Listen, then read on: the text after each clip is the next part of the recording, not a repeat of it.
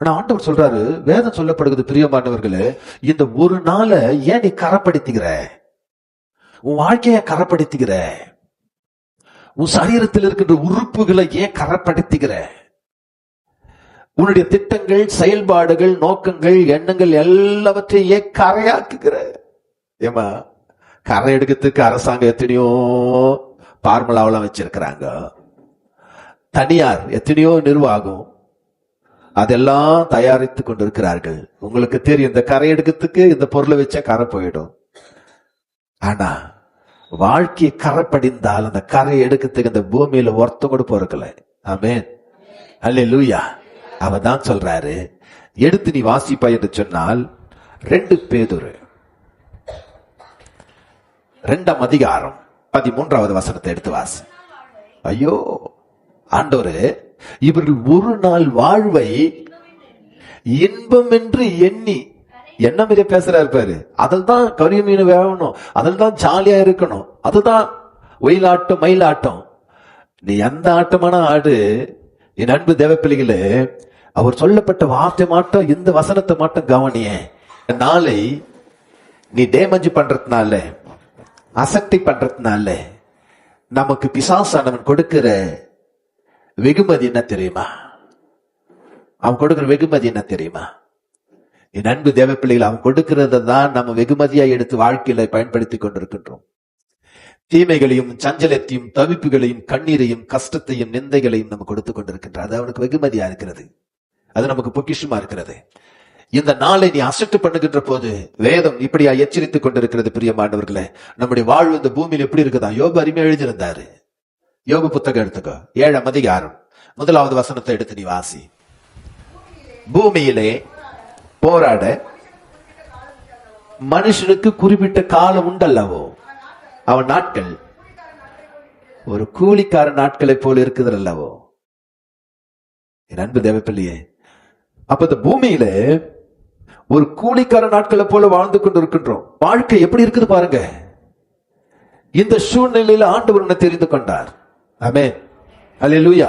யார் ரொம்ப மகிழ்ச்சியா இருக்கிறீங்க?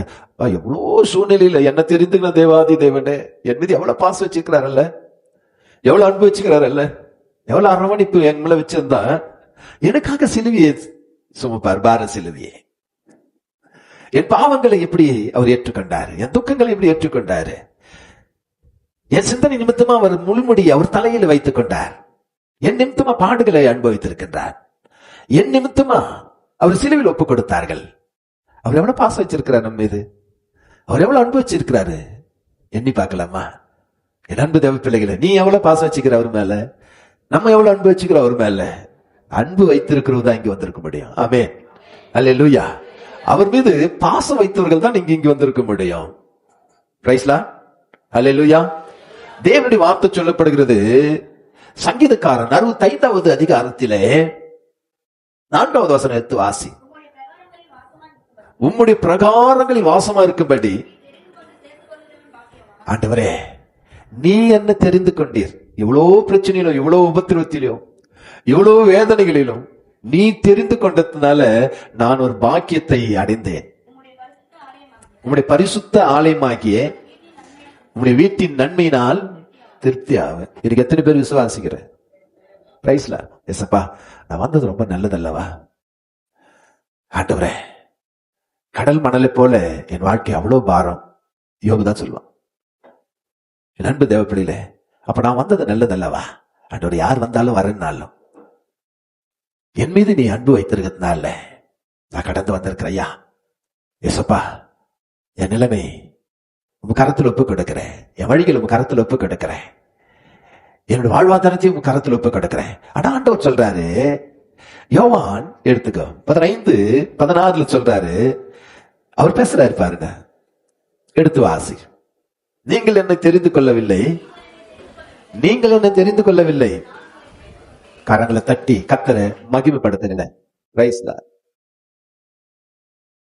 அப்ப அவர் எவ்வளவு நல்லவரு, வாயத்தன் சொல்லுங்களேன். ஆண்டவரே நீங்க எவ்வளவு நல்லவர் பாருங்க, என்ன நீ தெரிஞ்சுக்க. நீங்க ஆண்டவரே தள்ளப்பட்ட பிள்ளை, ஒடுக்கப்பட்ட பிள்ளை, என்னை யாரும் மதிக்க மாட்டாங்க, என்னிடத்தில் ஒண்ணும் இல்லை, ஆண்டவரே, எனக்கு ஒரு முகவரி முகாந்தரத்தை கொடுத்து என்னையும் உன்னுடைய பிள்ளையா சேர்த்து உன் சேட்டில தரித்து கொண்டீரேன். நீ நல்லவர் ஐயா. ஆமென். ஹல்லேலூயா. எவ்வளவு அன்பு பாருங்களேன் அப்பாவுக்கு. என் தேவ பிள்ளைகளே, ஆண்டவர் சொல்ல, நான் உன் மீது அன்பு வைத்திருக்கிறேன், நீ ஏன் என் மீது அன்பு வைக்கல? அப்படின்னா என்ன ஐயா? நிறைய பேர் இன்றைக்கு தலை மேல வேலை, தலைக்கு மேல பிஸியான வேலை இருக்குத, அவங்களுக்கு தான் அன்பு என்னன்னா என்னையா தெரியலையா? என் குறை நிறைஞ்ச சரியான போதும், என் வாழ்க்கை நல்லா இருந்தா போதும் அப்படின்னு இந்த தேசத்துல நிறைய முட்டாள்தனமான வாழ்க்கை வாழ்ந்து கொண்டிருக்கிறார்கள். என் அன்பு தேவ பிள்ளையே, ஆண்டவர் சொல்றாரு, வேதமா சொல்லப்படுது, நீ வந்தால் நான் வருவேன். நான் வந்தா அந்த இடம் எப்படி இருக்கும் சொல்லுங்களேன்? நான் வந்தா அந்த இடம் எப்படி இருக்கும்? அந்த இடம் எப்படி இருக்குன்னா, உன்னை ஆட்டி படைக்கின்ற 7 விதமான பிசாசுகள், 7 விதமான உபத்திரவங்கள், 7 விதமான கிணிகள், 7 விதமான வாதைகள் உன்னை நெருக்கி உன்னை வேதனைப்படுத்திக் கொண்டிருந்தாலும், நான் வந்த அந்த இடம் வேதம் சொல்லப்படுகிறது, அவன் ஒரு வழியாய் வந்தால் கரங்களை தட்டி கத்தரை மகிமைப்படுத்துங்கள, நான் வரணும். ஆமென்.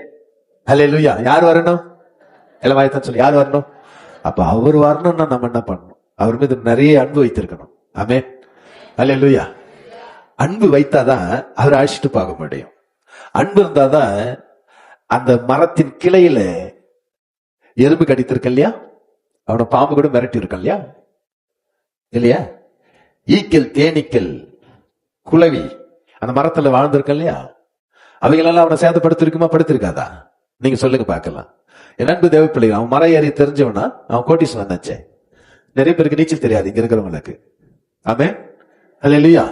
என் அன்பு தேவ பிள்ளைகளே, அந்த தருணத்தில அவன் இருந்து வெயிட் பண்ணி, என் நிலைமை மாறணும், என் வாழ்க்கை மாறணும், என் சரீரம் மாறணும், என் மனைவி நல்லா இருக்கணும், என் பிள்ளைங்க நல்லா இருக்கணும். ஆமென். ஹல்லேலூயா. என் வீடு வாசல் எல்லாம் நல்லா இருக்கணும். யார் சொன்னது? மரத்தின் மீது உட்கார்ந்து கொண்டிருந்தவன் சொன்ன. எவ்வளவு அன்பு வைத்திருந்தால் ஆண்டவருக்காக வந்து காத்து கொண்டிருப்பான். அவர் சொல்றாரு, எவ்வளவு அன்பு வைத்திருந்தால் நீங்கள் என்ன தெரிந்து கொள்ளவில்லை, நான் உங்களை தெரிந்து கொண்டேன். ஆமென். ஹல்லேலூயா. இப்ப நம்ம எவ்வளவு அன்பு வச்சுக்கிறோம்? நம்ம எவ்வளவு அன்பு வச்சுக்கிறோம்? வாழ்வாதாரம் முறிந்து போனது, அவனுக்கு முதல்ல வாழ்க்கை வாழணும்னா கண்ணு வேணும். ஒரு ஆசீர்வாதமான வாழ்க்கை வாழணும் என்ன வேணுமா? ஏமா என்ன வேணும்? கண்ணுல என்ன உன்னை ஓரம் கட்டிடுவாங்க. அல்லேலூயா. பார்வையில நீ எவ்வளவு தூரம் நடந்து போவ, பிரயாணம் பண்ணுவ? பார்வை இல்லாதவனாய் நசுக்கப்பட்டு ஒடுக்கப்பட்டு அவன் சமுதாயத்தில கேலியும் கிண்டலும் வேதனை அடைந்து தூக்கத்துக்கு ஆள் இல்லாமல் ஒருவன் இருக்கிறான். என் அன்பு தேவப்பிள்ளை அவன் அழைக்கிறான், ஐயா ஒரு கோல் கொடுங்க ஐயா. என் அன்பு தேவ பிள்ளைகளை அவனை தேடி வந்தார் ஆண்டவர். அவனை தேடி வந்தார் என் ஆண்டவர். அப்போஸ்தலர் 9ஆம் அதிகாரம் 15வது வசனம் வாசி. அதற்கு கர்த்தர், நீ போ, ராஜாக்களுக்கும் இஸ்ரவேல் புத்திரருக்கும் என்னுடைய நாமத்தை அவன் சொல்லும்படியாய் நான் தெரிந்து கொண்ட, கரங்களை தட்டி கர்த்தரை மகிமைப்படுத்துங்களேன். யார் தெரிந்து கொண்ட பாத்திரம்? வாயத்தர், வாயத்தர், முதல் வாயத்தர். யார் தெரிஞ்சுக்கினாரு? அப்ப எவ்வளவு அன்பு வைத்திருந்தா அவன் கண் இழந்து போனவன். என் அன்பு தேவ பிள்ளைகளே, 13 வாசி, 13 வாசி. ஆண்டவரே, இந்த மனுஷன் எருசலேமில் உள்ள உம்முடைய பரிசுத்தவான்களை எங்களையும் பொல்லாங்குகளை செய்தான் என்று அவனை குறித்து அநேகரால் கேள்விப்பட்டிருக்கிறேன். அவனை போயிட்டு அவன் தலைமையில கைய வையின்றியே. அவர் எவ்வளவு நல்லவர். நம்மள கூட பார்த்து சொல்ல மாட்டாங்க, ஏசப்பா அந்த மகளை நீ தொடாத, அந்த பிள்ளை இடத்தில் நீ போவாத, அந்த வீட்டுக்கு போவாத, அவன் ரொம்ப டேஞ்சரான ஆளு. எத்தனை பேர் சொல்லியிருப்பாங்க. அவர் எவ்வளவு நல்லவரானா, நீ சொன்ன கூட சொல்லி பாப்பா, நீ போய் கைய அவன் தலை மீது. ஆண்டவர் சொல்றாரு, அப்புறப்பட்ட பிள்ளைய, ஆகாத பிள்ளைய நான் தெரிந்து கொள்ளப்பட்ட பாத்திரம். கரங்களை ஓங்கி தட்டுங்களேன்.